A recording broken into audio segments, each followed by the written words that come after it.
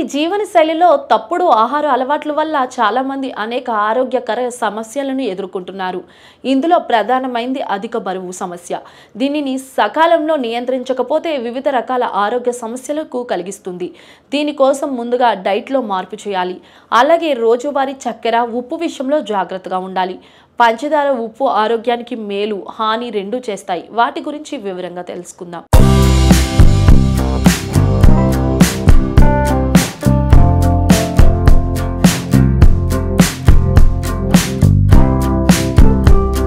ఒక వ్యక్తి ప్రతిరోజు 6 గ్రాముల ఉప్పు మాత్రమే తీసుకోవాలి.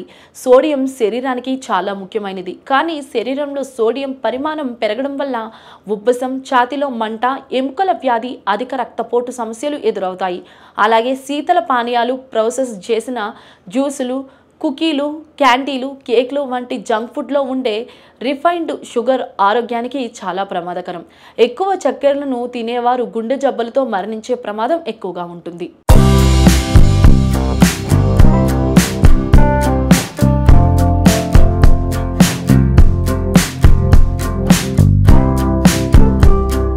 శరీరానికి పంచదార కూడా అవసరమే, కానీ ఎక్కువగా తింటే అది ఆరోగ్యానికి చాలా ప్రమాదకరంగా మారుతుంది.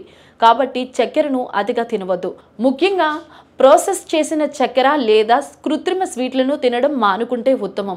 అలాగే ఉప్పు అధికంగా తినడం మానుకోండి. ఇది గుండెకే కాదు, మొత్తం శరీరానికి ప్రమాదకరం. ఒక యువకుడు ప్రతిరోజు 1500 mg సోడియం తినాలి. అదే సమయంలో ప్రతి వయోజన వ్యక్తి ప్రతిరోజు 5 గ్రాముల కంటే తక్కువ ఉప్పు తినాలి. సోడియం మన కిడ్నీలపై చాలా చెడు ప్రభావాన్ని చూపుతుంది. అధిక రక్తపోటుకు కారణమవుతుంది.